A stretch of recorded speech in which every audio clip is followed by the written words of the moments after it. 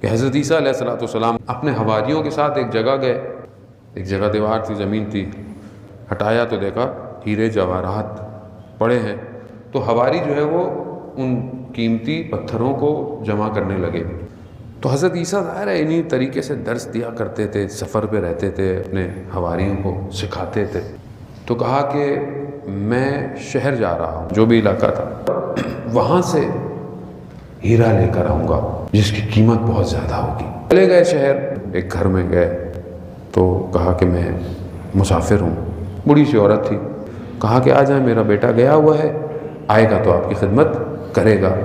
ایسے میں وہ جوان آیا، حضرت عیسیٰ نے اس کے چہرے کو دیکھا تو دیکھا کہ پریشان لگتا ہے۔ کہا کیا پریشانی ہے؟ کہا نہیں، کوئی کچھ نہیں کر سکتا۔ کہا شاید میں تمہاری کو مدد کر دوں۔ تو کہنے لگا کہ میں مزدور ہوں، مزدوری کرتا ہوں، یہ رستے میں جو ہے زمین اور مٹی اور ان کو اٹھاتا ہوں۔ تو ایک کاروان گزر رہا تھا، کاروان میں سواریاں تھیں، حواریاں تھیں، اچانک سے ہوا چلی تو ایک جگہ سے پردہ ہٹا تو میں نے ایک چہرے کو دیکھا، وہ اتنا خوبصورت تھا کہ میرا دل اسی میں رہ گیا۔ پھر میں پیچھے دوڑتا دوڑتا گیا کہ کاروان کس کا ہے؟ تو وہ یہاں کے بادشاہ کا ہے، جو سلطان ہے اس کا کاروان ہے اور وہ اس کی بیٹی ہے۔ اب میں تو مزدور آدمی، اس کرب میں میری یہ حالت ہے۔ تو حضرت عیسیٰ نے کہا کہ تم اپنی والدہ سے کہو کہ جاؤ رشتہ مانگنے جائیں۔ کہا ہم کیسے رشتہ مانگنے جائیں گے، کیسے؟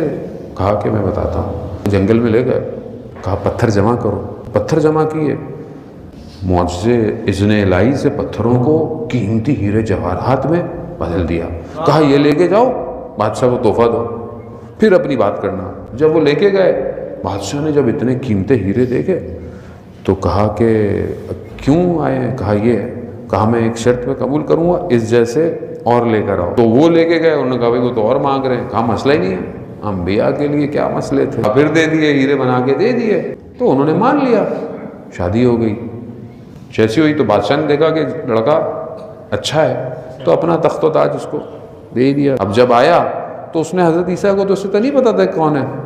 حضرت عیسیٰ نے کہا کہ میں جا رہا ہوں۔ تو کہا کہاں جا رہے ہیں؟ ابھی تو آسائش کے دن آئے ہیں۔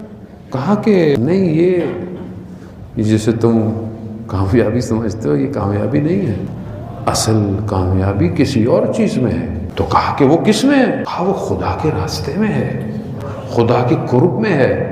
تو کہا کہ اگر وہ کامیابی ہے تو اب دیکھتے ہیں کہ ایک خود شخص جب اتنا کچھ کر سکتا ہے اور چھوڑ کے کسی اور کے پیچھے جا رہا ہے تو وہ بھی بامعرفت تھا، اس نے بھی تخت و تاج چھوڑا۔ کہا کہ پھر مجھے بھی اسی کامیابی میں لے کے چلے۔